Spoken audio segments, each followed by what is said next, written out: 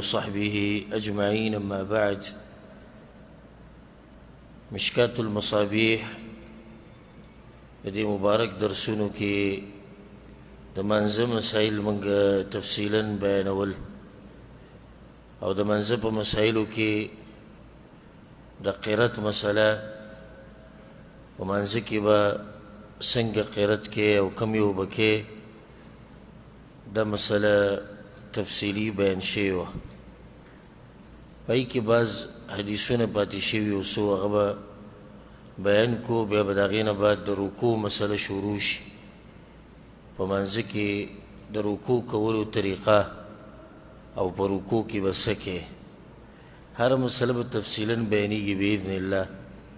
نو د رکوع په مسله باندې بیا باقي درس پوره کوو.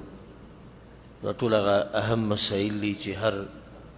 مسلمان نارینه او زنانه ورته ضرورت لري. اخرنی حدیث دا بیان شوی د ابو هریره رضی الله عنه، پیغمبر صلی الله علیه وسلم وی چې امام د دې دپاره دی چې د هغه تابعداري وشي. نو کله چې هغه تکبیر وایي، تاسو به تکبیر وایي، چې کله هغه قرت کوي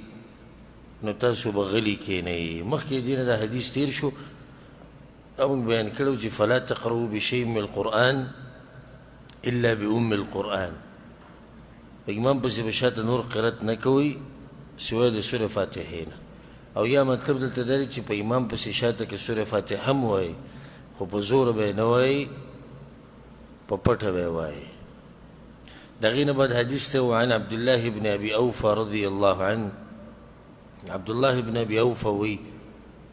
وجاء رجل الى النبي صلى الله عليه وسلم، یو کس راغی په پیغمبر صلی الله علیه وسلم پسې، ورته وی اني لا استطيع ان اخذ من القرآن شيئا. یا رسول الله په دې وخت کې زما دا وس نشتی چې زه د قرآن څه یاده کړم. یعنې نوی مسلمان شوی دی او د مانځه ټیم شو یا مونځ کول غواړي، او فی الحال دغه وخت کې اوس دومره ټیم نشتی او دومره تکړه نه دی چې څه یاد کړي، هېڅ ورته هم نه دي یاد. فعلمني ما یجزئني، نو دې سره راته وښایه چې به دې سره زما مونځ وشي. دې قرآن خو هغه ته بلکل نه دی یاد، سورې فاتحه ورته هم نه دی یاد، دی به څه کوي؟ نو یا رسول الله دې سره راته وښایه چې د هغې سره مې دا مونځ وشي. هغه ورته ویې قل سبحان الله والحمد لله ولا اله الا الله والله اکبر ولا حول ولا قوة الا بالله. دا پنځه کلمات یې ورته وښو، سبحان الله والحمد لله ولا اله الا الله والله اکبر ولا حول ولا قوة الا بالله. بس دا وایه او دا داسې شوله که تا چې د قرآن تلاوت وکړو. خو دا مسله د دغه شان انسان دپاره ده چې د په شیاني چې هغه ته څه نه یاد او وخت ورسره نه وي د یادولو. نو دا مسله د هغه دپاره ده، زموږ دپاره نه ده چې سړی وایي زه قرآن نه یم د هغې په ځای به دا پنځه کلمات وایم. نه، دا مسله د داسې انسان دپاره ده لکه څنګه چې دا کس کوم چې په پیغمبر صلی الله علیه وسلم پسې راغلی و. که څوک وایي چې وګوره د سورې فاتحه ونه وي نو مونځ یې بیا هم وشو، نو جواب دا دی چې که څوک داسې وایي نو دی خو ډېر بیا کم علمه انسان دی چې دا قسمه خبره کوي. اوس هغه له سورې فاتحه ورځي نه نو ته پې څه وی، خو معذوره دی. او چې کله شریعت ته یو خبرې عذر ورکړي او عذر ومني نو ما ورته به ګوتې وال نه دي پکار. لکه ډېر راشي وایي امام چې په رکوع کې راګیر کړي رکات وشو که نو موږ وایو وشو، نو ده خو سورې فاتحه ونه وي څنګه وشو، تاسو وایي سورې فاتحې نه بغیر مونځ نه کړي. داسې قسمه خبرې نه دي پکار. شریعت دا خبره کړې ده چې سورې فاتحې نه بغیر مونځ نه کړي. بیا هم دغه پیغمبر صلی الله علیه وسلم دا خبره مستثنا کړې ده، وایي که امام په رکوع کې راګیر کو بیا رکات هم وشو که خیر ده که سورې فاتحه دې ونه وي. ما ورته به اوس په دې ګوتې وو چې ولې داسې ووي او ولې هلته ووایي چې لازم ده، ولې دلته ووایي چې مونځ وشو، چې هغه ځای نشتي د ویلو نو دی څه ووایي؟ سورة فاتحه په کوم ځای کې ویل کېږي؟ قیام کې د رکوع نه مخکې. اوس چې هغه قیام نشته د رکوع نه مخکې، نو دی ووایي څه؟ هغه ځای نشته. چې هغه ځای نشته نو په هغه ځای کې چې څه وی هغه هم ساقط شو. داسې مثال لکه یو سړی اودس کوي او لاس یې نشته. یو سړی اودس کوي لاس یې د سنګلو پورې نشته، او ته ورته نه نه تا څنګه اودس وکړو؟ دا خو تاسو وایي چې لاس وینځل په مانځه کې واجب، اودس کې واجب دي، نن ته لاس وینې وینځو. داسې خبره چې هغه ځای نشته نو څه وینځي؟ هغه لاس نشته، صحیح ده چې واجب دي، خو چې اوس لاس نشته نو څه وینځي؟ هغه دا قسمه خبرې نه دي په کار. خو داسې خبره شوه چې دې حدیث کې خو صحابي ته یا دې کس ته پیغمبر صلی الله علیه وسلم دا وښوه تاسو سورة فاتحې نه بغیر مونځ نه کي، نو هلته دې معذوره دی. اصله نور څه شتي نه، نو چې نور څه نشتي د هغه وخته پورې چې دې سیات کي او سورة فاتحه یاد کي، پیغمبر صلی الله علیه وسلم ورته ته به دا ذکر په مانځه کې وی، او دا داسې شوله کې تا چې قرآن وي. قال یا رسول الله، ډېر هوښیار انسان و هغه، وی د الله پیغمبره هذا لله، دا ټول د الله تذکره ده او د الله ذکر ده. یعنی سبحان الله پاک دی الله د هر نقصان نه، والحمدلله حمدونه د الله دپاره دي، ولا اله الا الله د الله نه علاوه بل معبود په حق نشتی، والله اکبر والله لوی دی، ولا حول ولا قوة الا بالله، او طاقت نشتی مگر د یو الله په مرستې سره. نو دا ټول د الله خبره ده او د الله دپاره شوه. فماذا لي، نو زما دپاره پکې څه دي؟ یعنې دې ذکر راته وښیه چې یعنې زه پکې د ځان دپاره هم څه وغواړم که. پیغمبر صلی الله علیه وسلم ورته قل، نو بیا دا وایه، دا دعا یاده کړئ ښه، دا ډېره فایدهمنه دعا ده. اللهم ارحمني وعافني واهدني وارزقني. اللهم ارحمني، یا الله په ما رحم وکړه، وعافني او مال عافیت راکه، مصیبتونه نه مې ساته، د بیماریانو نه مې ساته، واهدني او ما ته نیغه لار وښایه، وارزقني او ماله پراخه رزق راکه. څلور خبرې دي او په دې څلورو کې غار سره ټول شو، ځکه دا ډېره قیمتي دعا ده. اللهم ارحمني، الله په ما رحم وکړه، چې الله ما رحم وکړو نو بیا پاتې څه شو. وعافني، عافیت راکه، عافیت چې الله درکو مصیبتونو نه، غمونو نه، د بیماریانو نه، هر څه نه به بچي. واهدني، هدایت راکه، وارزقني او پراخه رزق راکه. فقال هكذا بيده وقبضهما، وی هغه سړي هغه لاس داسې موټی کړو، راټول یې کړو. دې تفصیل به یې راوي داسې کړی چې کله د پیغمبر صلی الله علیه وسلم وی اللهم ارحمني، د لاس داسې کولا و، اللهم ارحمني، نو هغه داسې د یو ګوته بنده کړه، بیا یې وعافني، بیا د بله بنده کړه، واهدني بیا د بله بنده کړه، وارزقني بله بنده کړه، هغې نه یو موټی جوړ شو. نو هغه د لاس داسې رابند کړو. پیغمبر صلی الله علیه وسلم وی اما هذا، هر چې دا کس دی، فقد ملأ يديه من الخير، دخو ډکې منګولې هغه د خیر نه ویوړې، لاسونه یې د خیر نه ډک شو. دومره قیمتي دعاوې دننه زده کړه. رواه ابو داود، د حدیث امام ابو داود رحمه الله راوړی. دلته دا مسله مؤلف رحمه الله بیانول غواړي چې صحیح د مانځه کې خو به قرت کې که سره ته یاد نه، نو بیا ستا دغه حال دی کوم چې د دې کس دی، نو ته به دغه څه کوې کوم چې پیغمبر صلی الله علیه وسلم دې کس ته ښوولي دي. وعن ابن عباس رضي الله عنهما، عبد الله بن عباس وی أن النبي صلى الله عليه وسلم كان إذا قرأ سبح اسم ربك الأعلى، پیغمبر صلی الله علیه وسلم چې کله مانځه کې به دا سورت وی سبح اسم ربك الأعلى، او دې آیت به وي، نو په دې کې خو امر دی، الله وی سبح، پاکی بیان ک په نوم د خپل رب الاعلى چې هغه ډېر لوی دی، یو چت دی. قال سبحان ربي الاعلى، نو پیغمبر صلی الله علیه وسلم به دې جواب ورکو، نو وبوی سبحان ربي الاعلى. رواه احمد و ابو داود، دا حدیث امام احمد بن حنبل، امام ابو داود راوړی. د قرآني آیتونو جواب ورکول د دې مختصر مسله داسې ده چې نفلي منځونو کې د پیغمبر صلی الله علیه وسلم نه ثابت دي، او یا بعض داسې کمزورو حدیثونو کې راغلي،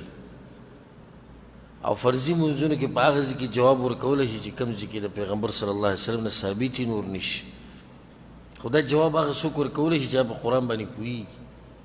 او ځای په ځای به دا رکاوټونه تاسو ته راځي کله چې تاسو په قرآن باندې نه پوهېدئ. ځای په ځای او ځان به راته ډېر کمزوری محسوسېږي چې کله په قرآن باندې نه پوهېدې. اوس دلته سبح اسم ربک الاعلی او ته په معنی نه پوهېږي نو ته به دې څه جواب ورکړي؟ الله وایي پاکي ووایه په نوم د خپل رب چې هغه ډېر اوچت دی. نو جواب د دې دی سبحان ربي الاعلى، پاکي وویلی شو. وعن ابي هريره رضي الله عنه، ابو هريره رضي الله عنه قال رسول الله صلى الله عليه وسلم، پیغمبر صلی الله علیه وسلم دا خبره کړې، من قرأ منكم بالتين والزيتون،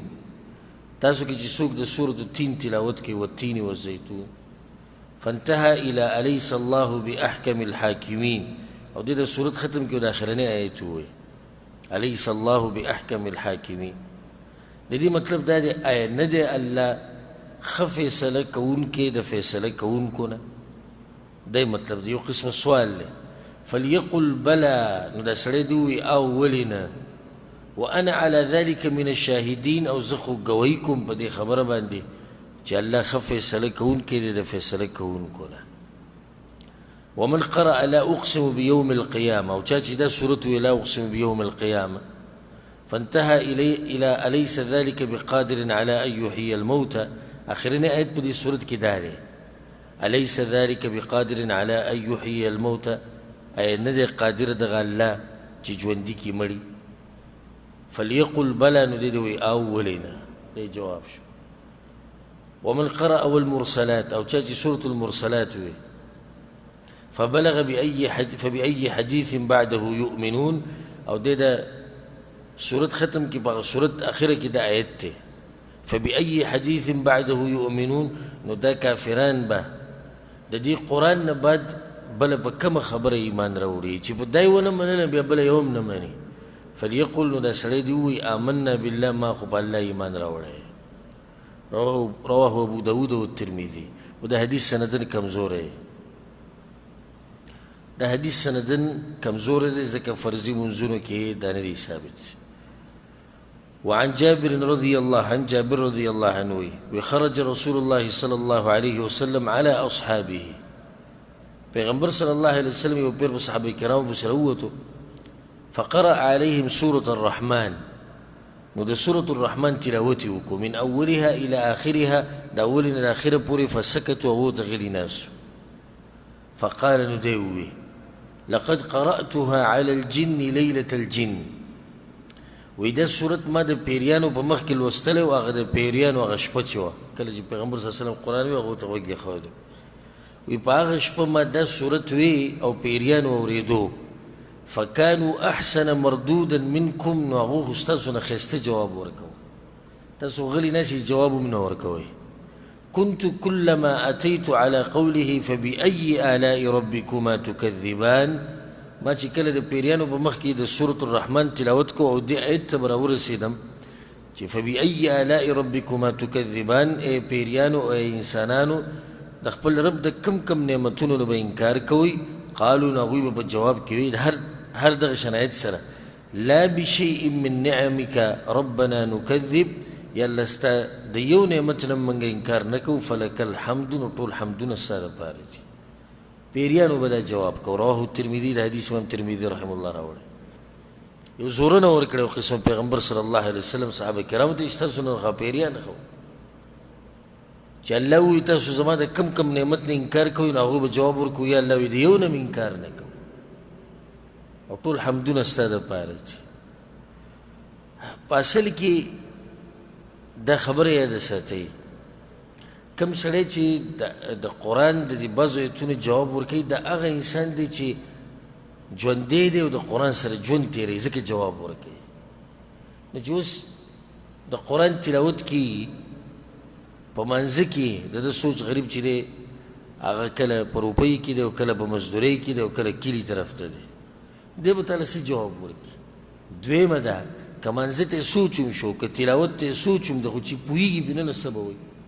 او دا سورة الرحمن باندې زموږ د عجم خلک ډېر زیات مین دي، حالانکه دا فایدې یاده ساتئ د سورة الرحمن په فضیلت کې صحیح حدیث نشته، خو زموږ د عجم خلک په دې یو څو سورتونو پورې څه منښتي دي.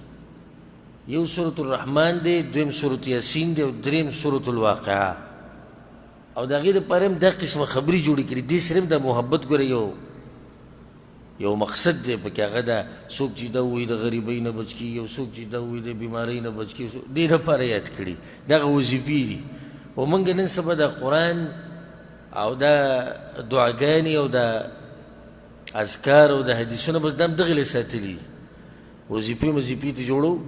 نو که چېرته بیماري مې پېښه شي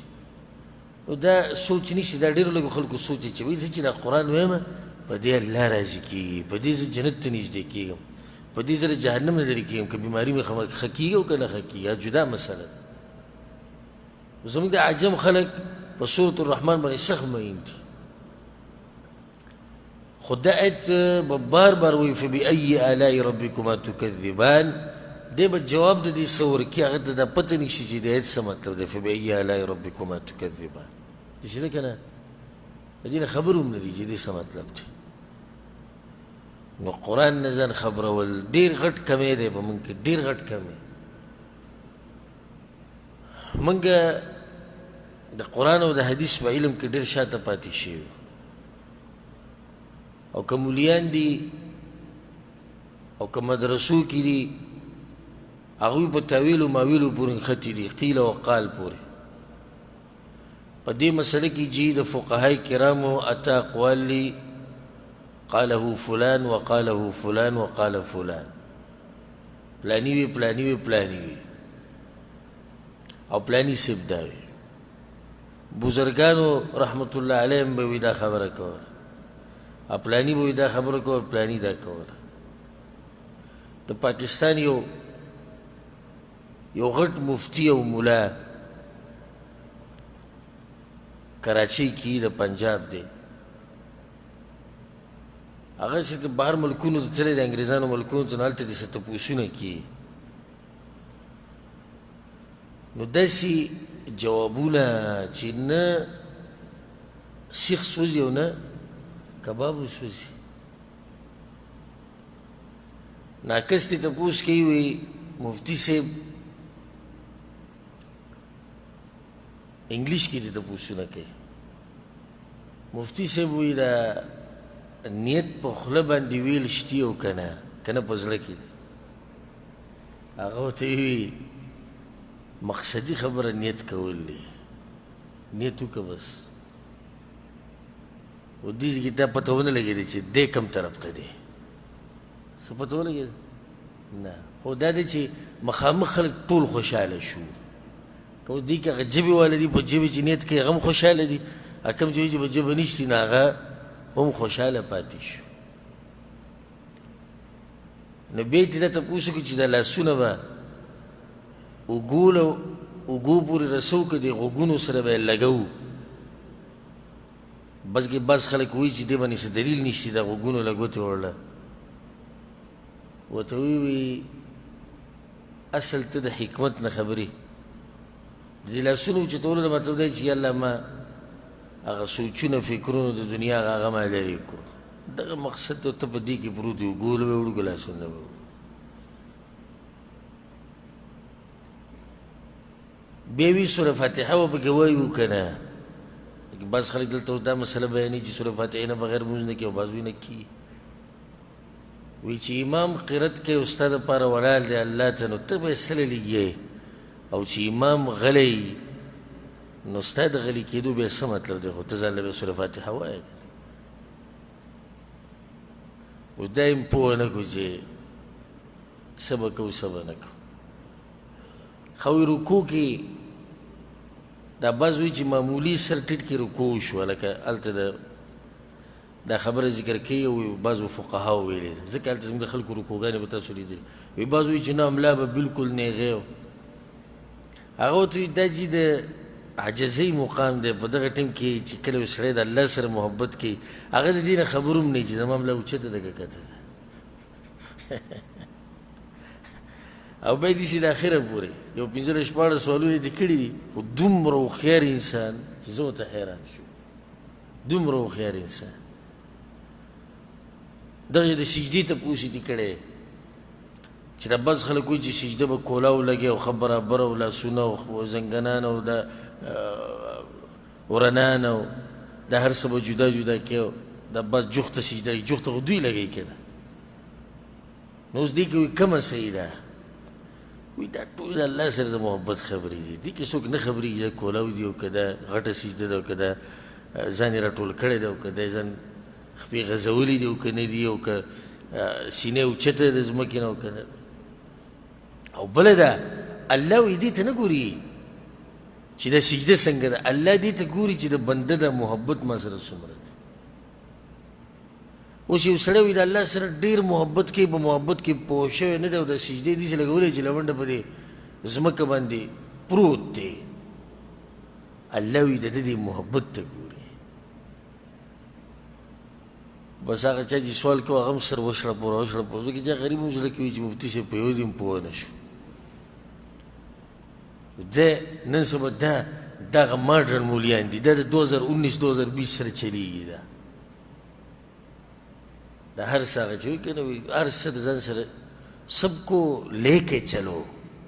دا نن سبا د بعضو مولیانو په خوله دا خبرې سب کو لے کے چلو ټول د ځان سره بوځه ټول روان ساته نو موږ ډېر شاته پاتې شي ډېر زیات شاته پاتې شي څه کمی زمونږ دی او څه کمی د علماو دی چې دا ګول مول جواب راله راکوي بس هم پوه نه کړي چې حق کم یو باطل کم یو اوس ده په یو ځای کې ګوره دا مسله بیان نه کړه چې کومه خبره قرآن او حدیث کې شته او کومه نشته خو دومره ده چې ټول خوشحاله د جومات نه ووتو او ټولو په ژبه دا ټکی و چې مفتي صاحب په شان عالم سبحان الله وګورئ د څنګه جوابونه یې ورکړو او زه ته خپله حیران شوم د مفتي صاحب دې ذهن ته لکه علم ته نه یم حیران شوی چې نه علم ورسره ډېر زیات حیران د هغه دې ذهن ته شوم چې ډېر هوښیار انسان دی دا ټول جوابونه وله ورکړو ټول خوشحال اوس عوام څه خبر شو نو ما خبره مې دې پورې کولې چې د قرآن او حدیث په باب کې موږ ډېر شاته پاتې شي ډېر زیات شاته ځکه چې ټول عمر دغه تاویل ماویل مو اورېدلي او دغه مو اورېدلي پلانی بزرګ او پلانی بزرګ اوس الله زموږ په حال رحم وکړي الفصل الثالث کې حدیث راوړی دی وعن معاذ بن عبد الله الجهني ده تابعي دی وایي چې ان رجلا من جهينه اخبره یو کس د جهینه قبیلې هغه ته دا خبره کړې وي دا صحابي و انه سمع النبي صلی الله علیه وسلم هغه اورېدلي د پیغمبر صلی الله علیه وسلم نه قرأ فی الصبح پیغمبر صلی الله علیه وسلم د سهار د مانځه کې تلاوت کو نو اذا زلزلت صورتې پکې ووي فی الرکعتین کلتیهما په دواړو رکعتونو کې ووي فلا ادري انسي ام قرأ ذلك عمدا راوي وایي صحابي وایي چې ماته به دا پته نشته چې د پیغمبر صلی الله علیه وسلم نه هیر شي و که نه قصدن عمدنې په دوو رکعتونو کې یو صورت ووي رواه ابو داود دا حدیث امام ابو داود رحمه الله راوړی دې کې دا مسله ثابته شوه چې یو صورت په دوو صورتونو یو صورت په دوو رکعتونو کې ویل څه دي جایز دي ځکه چې پیغمبر صلی الله علیه وسلم سورة الزلزله یا سورة الزلزال دا په دواړو رکعتونو کې ویلی دی د سحر په منځه کې ښه دي صحابي چې وایي چې پته چې هیر شي که قصدن نو صحیح خبره دا چې قصدن یې ویلي دي وجه دا ده کله چې د پیغمبر صلی الله علیه وسلم نه هیر شي نو بیا وروسته امت له تنبیه ورکوي وایي دا خبره زما نه هیره شوې وه او هیر سره مې دا کار کړی ځکه چې د امت خو د هغه نه دا چل زده کوي که نه نو که چېرته د هغه نه هیر شوی وی او داسې کړی وی او دا روانې نو بیا به د مانځه نه بعد ویلی وی مقتدیانو ته چې ما ګوره دا صورت دوو رکعتونو کې ووي خو دومره دی چې ما نه هیر شوي و ورسېدي به که نه نو دی قصدن دا کار کړی وعن عروه دا خبره کوي د تابعي دی وایي چې ان ابا بکر الصدیق رضی الله عنه صلى الصبح ابو بکر الصدیق رضی الله عنه یو پیر د سهار منځ کو فقرأ فيهما بسورة البقرة نو سورة البقرة پکې ووي فی الرکعتین کلتیهما په دې دوو رکعتونو کې نیمه سورة بقرة په اولني رکعت کې ووي او نیمه په وروستنۍ کې ووي رواه مالک د حدیث امام مالک رحمه الله راوړی دې نه ثابته شو دا خبره مو مخکې ثابته کړې ده چې د پیغمبر صلی الله علیه وسلم دا طریقه وه چې د سحر مونځ به یې څنګه کوو هغه به یې اوږد کوو نن سبا د سحر مونځونه دومره اوږده نه وي موږ چې د سحر مونځ کوو څه دغه 12 منټه پې لګي یا 2 رکاته باندې او دې ته ملا عباس وایي چې دا ډېر اوږد لمونځ دی عادت شوي دی دغه ټونګو سره دا ټونګې چې دي نه والي که نو هغه بې څوک نه پوهېږي او دا عادت دلته هم کوي زموږ دا خلک کابل جوزي کې چې ته څه کار وغیره ورغلی وم نو جومات ته ورننوتم نو ټول پکې زموږ د پښتانه ولاړ دغه جومات به خپل امام نه و یا به نه و راغلی اوس نو دغه یو قاري صاحب و پکې پښتن هغه به مانځه ته ورمخکې کېدو نو اقامت یې وکړو په سپیکر کې او بیا یې سپیکر بند کړو سپیکر یې بند کړو ورمخکې یو ټول جومات ډک دی او ما ته صرف د هغه غونېده راتلو نور والله که زه په دې پوه شویم چې ده اوس سوره فاتحه ختمه کړه او که نه په څه کې دی نو بیا دا غوږونه مې داسې نیولي وو که نه چې دی اوس د رکوع الله اکبر وایي چې دا واورم بیا سمع الله لمن حمده وایي چې دا واورم نو په دې اخرني رکعت کې خو بیا د رکوع چې دا زمانه دا مخکینی صف رکوع ته کته شو نو زه ورکته شو هسې چې راووتم زموږ دا خلک ډېر خوشحاله وو لکه دیزي کې دوی دا وایي د کلي مونځ یې راته رعایت کړو خو زه چې راووتم بهر ته ما سوچ وکړو ما دا مونځ به څه خوند موږ له راکړي که داسې ما له یې په خپله خوند رانه کوې ورب الکعبه چې زه په جومات کې تنګ شوی وم نه زه تلاوت اورم نه الله اکبر اورم او به دا ټول خلک دغه شان او رکوع له صحیح شوي نه وي سجده او بیا دقه او چې هغه څنګه وایي ولضالین پوره جومات غلی پوره جومات مانځه کې سره خوند نه و زموږ د مونځونه داسې دي کې به څه خوند را شي مونځ خو هغه خوند کوي چې ته د امام تلاوت واورې ښایسته اواز وي هغه پکې وجاړي ته ورسره وجاړې ښکلې رکوع ښکلې سجده منځنه به ذکر او اذکار بیا سنت په ارام او بیا روزي جومات نه څومره خوند کوي نو سوره بقره ګوره په 2 رکعتونو کې وویل سهار په منځه کې خو سندن دا روایت کمزوره ده وجه دا چې د عروه کوم تابعي چې دی د ده ملاقات د ابوبکر صدیق رضی الله عنه سره نه دی شوی نو چې دی ابوبکر صدیق سره ملاقات نه دی شوی او د هغه په زمانه کې نو د څنګه د هغه نه دا واورېد د هغې نه بعد روایت ته وعن الفرافصه ابن عمیر فرافصه د تابعي دی دی وایي وما أخذت سورة يوسف وما نديت كده سورة يوسف إلا من قراءة عثمان بن عفان رضي الله عنه إياها في الصبح داوي ماذا عثمان بن عفان نديت كده سورة بقرة هذا غنى دي سنجة ده كده ويا غبا ده سحر بمنزكي وي نو سيدة ده خو بيشت يوبير ويلي نو يوبير كده ده سنجة ده شو وينا من كثرة ما كان يرددها ډیر مې اورېدلی د هغه نه د سهار په منځه کې چې د سورت یوسف به یې وي رواه مالک د حدیث امام مالک راوړی دې ځای نه دا ثابته شوه چې سهار مونځ اوږد پکار او کله ناکله لنډ هم کولی شي وعن عبد الله بن عامر بن ربيعه وایي چې صلینا وراء عمر بن الخطاب الصبح عبد الله بن عامر وایي موږ د عمر بن الخطاب رضی الله عنه پر شاته ولاړو د سهار په منځه کې فقرأ فيهما بسورة يوسف وسورة الحج فيو ركعت كي سورة يوسف وي دویم كي سورة الحج وي دته غوږ دی کنه دې مونږ کنن سبا چوکو چې ګوره د جماعت کو به څوک شاته ولاړی او کنه زه خو دې ته حیران په اولني رکعت کې سورة یوسف په دویم کې سورة الحج او بیا دا واوره قراءة بطيئة او ډېر ورو ورو قرأت کو عمر بن الخطاب رضي الله عنه بتيز قرأت نكو بیا خلق عبد الله بن عامر توي اذا لقد كان يقوم حين يطلع الفجر انا بیا خو عمر بن الخطاب يسنج سحر راختو یو ډایرک به سحر موز به شروع کو قال اجل غوت یاو ځکه چې دومره اوږده سورتونه چې بیا خو رڼا د باندې لګي د هغې دپاره به په اولني وخت کې مونځ کې رواه مالک د حدیث امام مالک رحمه الله راوړی وعن عمرو بن شعيب عن أبيه عن جده قال عمرو بن شعيب د خپل نیکه نه د روایت په پلار نه هغه د نیکه نه بیانوي عبدالله نه ما من المفصل سورة صغيرة ولا كبيرة إلا قد سمعت النبي صلى الله عليه وسلم يؤم بها الناس في الصلاة المكتوبة وي په مفصل کې چې څومره سورتونه دي که لنډ دي او که اوږده دي مفصل سورتونه کم یو دي سورة قاف نه سورة الناس پورې دا ټول مفصل دی بیا دنه به کې تقسیم شوی دی د سورة قاف نه سورة الناس پورې چې څومره سورتونه دي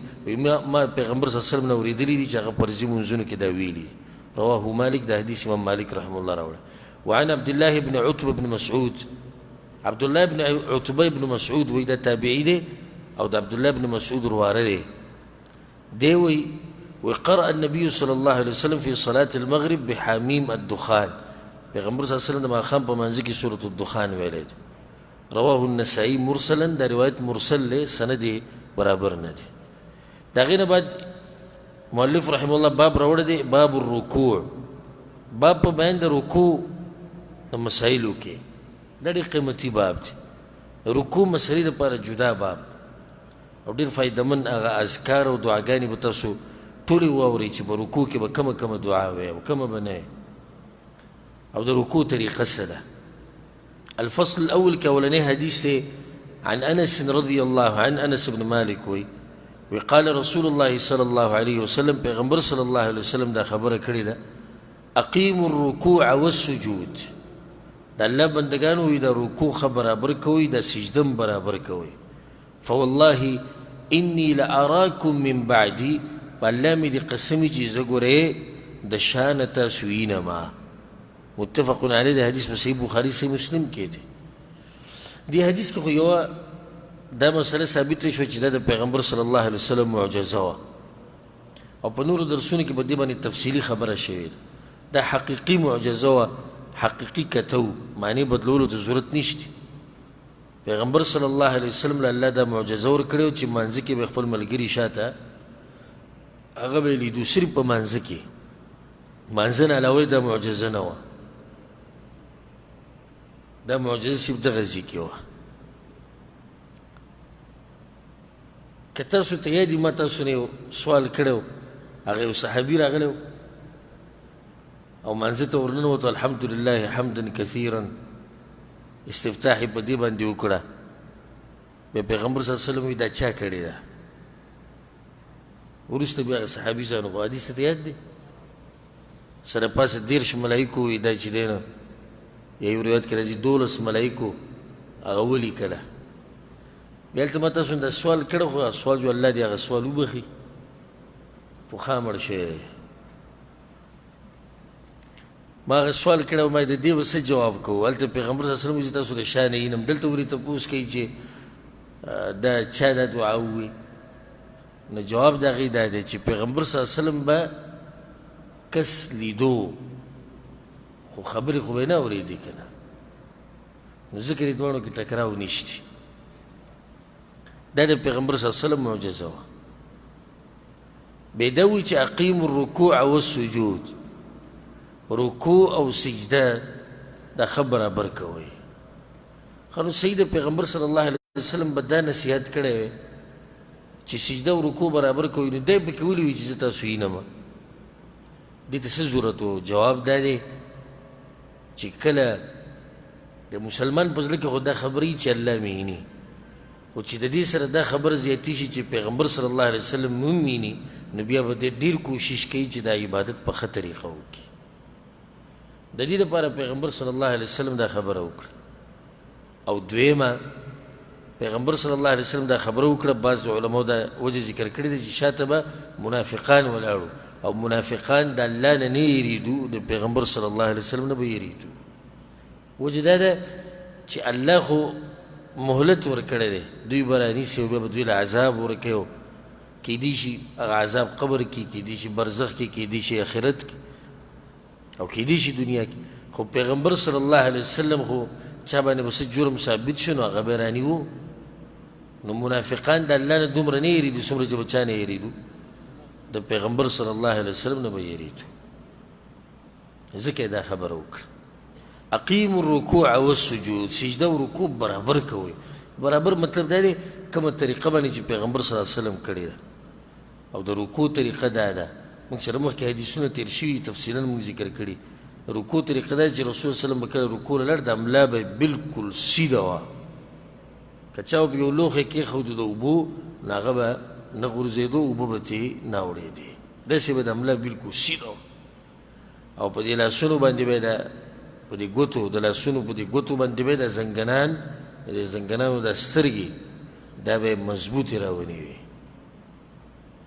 ګوتې به داسې کولاو وي او دې باندې به د زنګون راونی کله چې زنګون راونیسي مضبوط که نه نو بیا ګوره رکوع صحیح لګي او چې کله دې په هسې یخوځي نو اکثر داسې لاس وښویږي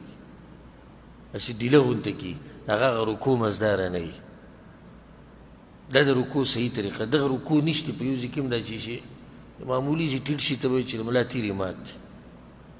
بلکل یې داسې معمولي هسې راکته شي او د هغې نه بیا به رکېږي نه ډایرکټ به کوم ځای پرېوځي سجدې له ورشي نو ته به حیران شي چې دا اوس رکوع کمه وه او بیا د رکوع نه بعد دا ودرېده د ده کم یو و بیا موږ ته وایي تاسو موږ پسې خبرې کوئ او تاسو دا ووایو هر څه هم جدا موږ هېڅ نه دي جدا کړي دا اوس د پیغمبر صلی الله علیه وسلم حدیث دی سره څه هغه وایي سجده برابر کوئ رکوع برابر کوئ نو چې ستا دا رکوع غلطه ده نو ستا دې غلطې ته موږ څنګه صحیح ووایو ګوره دې حدیث ته غوږ کېده او خبره به ډېره واضح شي دې نه بعد وعن البراء رضي الله عنه براء رضي الله عنه وكان ركوع النبي صلى الله عليه وسلم وسجوده وبين السجدتين وإذا رفع من الركوع ما خلا القيام والقعود قريبا من السواء متفق عليه وإذا پیغمبر صلى الله عليه وسلم ركوع او سجده او د دوو سجدو په منځ کې کېناسته او د رکوع نه چې به کله ودرېدو دا څلور کارونه د پیغمبر صلی الله علیه وسلم یو شانو په دې کې به یو شان وخت لګو سوای د قیام او د قعود نه قیام نه مراد سوره فاتحه چې به کوي قرت هغه به وګدو او دغه شان په آخري التحیاتو باندې چې به کېناستو نو التحیات او بیا هغې کې درود دی او بیا دعاګانې دي نه به م وګدو نور به پیغمبر صلی الله علیه وسلم دا وختونه یو شان تېرول متفق علیه دا حدیث په صحیح بخاري صحیح مسلم کې دی دا بل پسې واوره خبره و به دین هم واضح شي وعن أنس رضي الله عن أنس بن مالك وكان النبي صلى الله عليه وسلم إذا قال سمع الله لمن حمده پیغمبر صلی الله علیه وسلم چې به د رکوع نه راپاڅېد او سمع الله لمن حمده به یې ووي دې ته غوږ کېدی او بیا هغه رکوع ولا هغه حدیث سري چې ټیټ کړی معمولي غونته کې بیا ډایرکټ سجدې ته لاړ شي رکوع نه یې لا سر ټیټ کړی نه یې لاړ دلته واوره پیغمبر صلی الله علیه وسلم چې به سمع الله لمن حمده ووي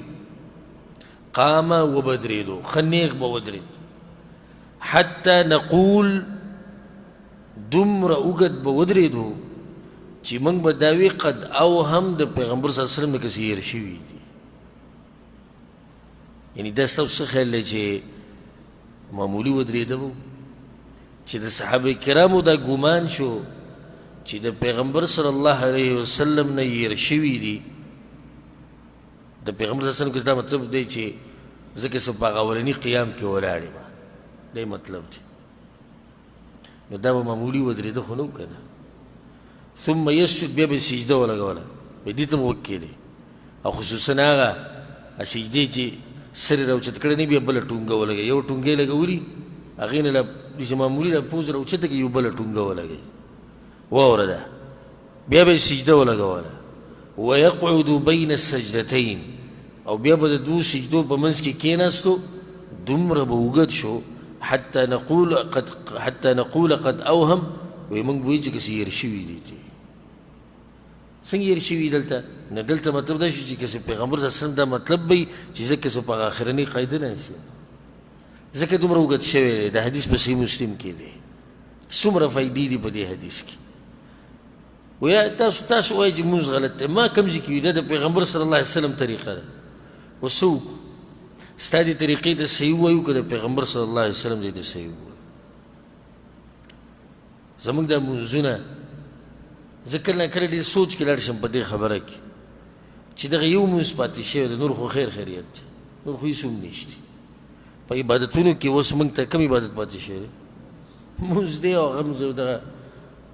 په څه حال دی تاسو ای نه و چې د قیامت پورې دا مونځ الله راوچت کړي او زموږ دې مخونه لی راواچوي نو پاتې زما او تا سره به څه شو ما ته به بل عمل وښایه د علم خیر خیریت ته لاس ته موږ انځلي دي صدقې نشتي زکاتونه نشتي ذکر او اذکار کې موږ کمزور یو څومره کم قسم عبادت چې یاد دی هغه ټول درته وایم په ټولو کې موږ کمزوري به دغه راته پاتې شوی دی دا مونځ د منځه دا حال دی ټونګې پکې وه غلا کوه د منځه نه چې دا مونځ هم الله راواخلي او دې مخلی دله راواچوي د قیامت په ورځ ته بل کوم عبادت ته په تمه ناست ځکه موږ بار بار وایو چې د دې خپل مونځ خیال کوه ښه مزېدار مونځ کوه او ما ګوره په دې خپلو ملګرو کې هم بعض لیدلي دي د سلفیانو کې چې په دوی هم پته نشي چې جوټیس کړي دی د چا کسې چل پې شوی ټونګې به لګوي او بعض هغه دي چې او مخکې ورته مسله نه ده معلومه اوس ورته معلومه ده خو د دې زړې مسلې نه اورېده صحیح ګرانې دومره زر خو نشي اورېدی نو اوس پکې هم کله کله هغه پخوانی عادت پکې را تازه شي بس یو څو ټونګې ووایي نو دی کې ډېر احتیاط کوئ ښه په ارام او ښه مطمئن مونځ کوئ ښه مطمئن او الحمدلله ثم الحمدلله الله دا شرف او دا عزت د همدې سلفیانو او اهل حدیثو ته ورکړی که ښایسته مونځ کول غواړې نو دوی جوماتونو ته ورشئ پته به ولګي چې مونځ څومره ښایسته کوي او ځکه ډېرو خلکو ته چې الله هدایت کړی ده او حق ته راوړېدلي د دې د لاسه یاره یو جومات ته لاړمه څه ناشنا مونځ هغه خلکو کوو د هغو هغه امام په ارام رکوع سجده بیا ښه ښکلي هغه اذکار ټول ووایي ځان له او بیا چې دی ښه په ارام د جوماتونو نه راووتو په دې متاثره کړم وایي نو الله سبحانه وتعالی دې موږ له توفیق راکړي چې د خپل مونځونه برابر کړو ښه دلته بله فایده ده بار بار ما تاسو ته بیان کړې دا دلیل دی په دې باندې چې پیغمبر صلی الله علیه وسلم به د رکوع نه بعد لاس په کوم ځای ایښودو په سینه به یې ایښودو وجه دا ده که چېرته پیغمبر صلی الله علیه وسلم لاس د سینې په سینه نه ایښودی او سیده یې نیولی وی نیغ داسې نو بیا خو د صحابه کرامو دا ګمان نه راتو بیا خو به هغوی وایي چې نه لاس یې ځوړند دي پیغمبر صلی الله علیه وسلم ته پته ده چې رکوع نه بعد ولاړ یم دا ډېر مزېدار دلیل دی خو دوی چې کله به دې ګمان کې پرېوتو نو هغه دې د لاسه چې پیغمبر صلی الله علیه وسلم د رکوع نه مخکې به ولاړ دی لاسونه یې په سینه دي د رکوع نه بعد هم ولاړ دی لاسونه یې په سینه دي نو د دوی دا ګمان شو که چې د پیغمبر صلی الله علیه وسلم نه هېر شوې ده او هغه په دې سوچ کې دی ځکه چې په هغه اولني قیام کې نو دا یو دلیل دی اگر که په دې باندې موږ نور دلایل هم ذکر کړي دي او داسې دومره غټه اختلافي مسله نه ده څوک د چا په دلایلو مطمئن شي په هغې دې عمل کوي خو زما خپل ځاني زړه په دې مطمئن دی چې غوره طریقه دا ده چې سړی رکوع نه راپاسي نو د هغې رکوع نه بعد بیا لاسونه دا په سینه ایښوده پکار دي او د دې سره ګوره لږ بریک ولګي د دې خلکو دا په سینه چې لاس ایږدي که نه دې سره لږ بریک لګي او چې دا ریتې لرې کړو بیا بریک نه لګي یو بریک د دې دغه سره لګي د رفع الیدینو سره او بیا بل بریک د څه سره ولګي په سینه چې دا لاس ایږدي او چې دا ریتې لرې کړو نو خو لار دې ورته ټوله صفا کړه که هغه سره چې سمع الله په منځ کې څه شته نه چې ویږي ورته ته نه د رکوع نه چې راپاسي نو لاس به اوچتې دی به اوس لازم سمع الله لمن حمده دومره وخت خو به ورکېږي چې لاسونه خو اوچت کېږي بیا ورته ته ووایي صبر لاسونه بیا په سینه ایږدي د دې بیا راټینګ کړو نو دې کې لا دا فایده هم شته د لاسونه چې په سینه ایږدي لږ پکې سړی راټینګ شي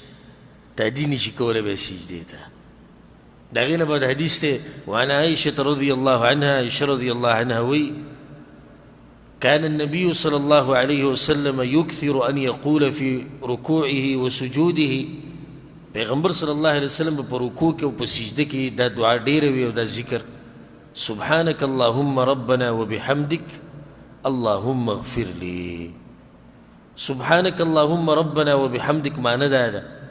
چې یا الله ستا پاکي بیانو تسبیح پاکی ته وایي ته پاکې ای زموږ ربه د هر عیب او د نقصان نه وبحمدک سره د ستاینې ستا اوچت صفات هم بیانو ګوره هلته ته ووایي سبحانه کې چې یا الله ته د هر کمي نه څه پاکې وبحمدک دې دا ووایي چې یا الله او ټول چې څومره د اوچت او د کمال صفات دي هغه په تا کې شتي نو کمزوري صفات او نقصان ولا تا کې نشتي او اوچت صفات یا الله ټول پتا کشتی دیتا ستعین ہوئی دیتا حمد ہوئی اللهم اغفر لی یا اللہ ما وبخا یتاول القرآن وی پاسل کی بدا پیغمبر صلی اللہ علیہ وسلم پا قرآن بانی عمل کو متفق علیہ دا حدیث پا صحیح بخاری صحیح مسلم کی دے یو ذکر دا شو چاہتا یادو مخ کی دا سبحانك اللهم ربنا وبحمدك سبحانك اللهم ربنا وبحمدك اللهم اغفر لي. ذکرنا کله د بعضو مولیانو ته د خلکو ته ډېر سخت په غوسه کې شم چې زموږ د عوام غریبان یې څه په تیرو کې ساتلي، یعنې سړي اویا اتیا کاله په اسلام کې تیر کړي دي، یو دعا ورته یاده ده سبحان رب العظیم بس، او د هغې په معنی هم نه پوهېږي، او د دومره ښایسته دعاګانې او اذکار دا موږ ته نه دي ښوی شي. وجه وایي څه ده؟ وایي دا ټول منسوخ شوي دغه یو بیا په آخره کې پاتې شو. سبحانك اللهم ربنا وبحمدك اللهم اغفر لي مختصر دعا ده. دا به پیغمبر صلی الله علیه وسلم وی رکوع کې یتأول القرآن، وی په قرآن عمل کو. څنګه په قرآن عمل کو؟ کله چې اذا جاء نصر الله والفتح سورت نازل شو د رسول صلی په آخري ژوند کې د دین یو څو ورځې بعد بیا پیغمبر صلی الله علیه وسلم وفات شوی. الله ورته دا ووی اشاره وکړه چې ای پیغمبر ستا کار نور ختم شوی، فسبح بحمد ربك واستغفره انه كان توابا. ای پیغمبره د خپل رب پاکي بیانوه سره د ستاینې د هغه او بخانه ترې غواړه، هغه بخونکی ذات دی. څه وجه ده چې په آخري ژوند کې الله دا امر وکړو؟ نو دا خبره یې ساتئ هر غټ عبادت چې ختم شي په آخره کې الله د استغفار امر کړی دی. قرآن کې چې د حج کوم ایتونه دي ځای په ځای پکې الله دا خبره کړې ده وایي چې کله ته فاذا قضیتم مناسککم، کله چې تاسو د خپل حج پوره کوئ نو بیا الله رعایت کوي بخانې وغواړئ. مونځ چې موږ ختم کړو استغفر الله وایو. وجه دا ده که څه کمی راغلی نو چې هغه الله وبخي. نو پیغمبر صلی الله علیه وسلم دومره غټ کار وکړو په دېرش کاله کې، اوس ژوند په ختمېدو دی، نو په آخره کې د الله نه بخانه غواړي یا الله که څه کمی شوی نو هغه راته وبخي. دا ورته یو طریقه او تربیت یې ورکړو. ښه نو پیغمبر صلی الله علیه وسلم بیا په دې آیت باندې خو به عمل کو، نو عمل یې پې څنګه شروع کړو؟ بیا به په سجده کې او په رکوع کې دا دعا به یې ډېره زیاته ویله. نو سوال زړه کې راغی الله خو ورته عام امر کړی دی، نو پیغمبر صلی الله علیه وسلم یې سجدې او رکوع سره ولې لګوي؟ جواب دا دی پیغمبر صلی الله علیه وسلم ته خو پته ده چې دا عام امر دی، اوس په دې باندې عمل کول غواړي نو راشه دا ذکر په دې اوچت ځایونو کې ووایه، نو فضیلت یې ښه او زور یې ښه ډېر شو. او چې سړی په سجده کې دا وایي او بهر یې وایي کومه یو زوروره ده؟ کومه چې سجده کې او دغه شان کومه چې رکوع کې. بله دا چې د حدیث کې خدا نشته چې بهر به یې نه وي، بهر به هم وي، خو عایشه رضی الله عنها دلته د مانځه مسله بیانوي. نو یو ذکر او دعا ده ثابته شوه. سبحانك اللهم ربنا وبحمدك اللهم اغفر لي. وعنها رضي الله عنها دا حديث دا عائشة رضي الله عنها دي ويجي أن النبي صلى الله عليه وسلم كان يقول في ركوعه وسجوده. پیغمبر صلی الله علیه وسلم په رکوع کې داوي او په سجده کې به داوي سبوح قدوس رب الملائكة والروح. په صحیح مسلم کې دا حدیث دی. دا دویم ذکر شوخه یو سبحانك اللهم ربنا وبحمدك اللهم اغفر لي، بل به پیغمبر صلی الله علیه وسلم دا ذکر هم وی سبوح قدوس رب الملائكة والروح. مطلب د دې دا دی چې الله ستا ذات هم پاک دی د هر نقصان نه او ستا صفات هم پاک دي. رب الملائكة رب د ملائکو والروح او رب د جبریل علیه السلام. دا پیغمبر صلی الله علیه وسلم په رکوع کې هم وي په سجده کې به هم وي. دلته دا فایده ده ساتي چې په رکوع کې د اذکار ټول جمع کول جایز دي او که نه، او داسې هم په سجده کې. لکه اوس دا دوه تاسو واورېدو، نور به مو واورئ په روان درس کې یا په دې درس کې کومه حصه پاتې ده. یو سړی سوال وکړي چې زه دا ټولې دعاګانې او اذکار په رکوع کې وایم ویلی شم او که نه؟ نو جواب دا دی چې او ویلی شي. اگر که بعض علما ویلي دي نه رکوع کې نشي یو ځای کولی او سجده کې یو ځای کولی شي، نه، مضبوطه خبره دا ښکاري والعلم عند الله چې رکوع او سجده دواړو کې د هغه اذکار او دعاګانې یو ځای کولی شي کومې چې د پیغمبر صلی الله علیه وسلم نه ثابتې دي. یو سړی په دې دلیل څه دی؟ دلیل پې دا دی چې یو خو په من حدیث دلیل نشته پیغمبر صلی الله علیه وسلم ویلي دي وایي خو دلیل پې دا هم دی چې پیغمبر صلی الله علیه وسلم چې به دومره اوږدو رکوع لګوله اوس یو حدیث به راشي تاسو به واورئ په روان درس کې ډېر ناشنا حدیث دی وی پیغمبر صلی الله علیه وسلم یو پیر دومره رکوع لګولی و لکه سړی چې سورې بقره وایي یعنی دوه نیمې سپارې تلاوت چې څوک کوي د دې په اندازه باندې پیغمبر صلی الله علیه وسلم رکوع هم لګولی ده ښه او رکوع یې کړې ده هسې دې رکوع کې به څه وي بیا یو ذکر به یې کوو خو نه ډېر به یې ویلي که نه نو دا په دې دلیل دی چې په رکوع کې ډېر اذکار را جمع کول څه دي جایز دي ډېر علما کرام دا وایي چې په رکوع کې دعاګانې ناروا دي ځکه چې مخکې حدیث روان دی چې فعظموا فیه الرب په رکوع کې به د الله تعظیم کې دا دعاګانو ځای نه دی ها سجده کې دعاګانې غواړه زما خپل ځاني زړه په دې مطمئن دی والعلم عند الله په رکوع کې هم دعا شتي او دغه ځای هم د دعا دی سړی څنګه دا ته څنګه خو پیغمبر صلی الله علیه وسلم چې عظموا فیه الرب الله تعظیم وایي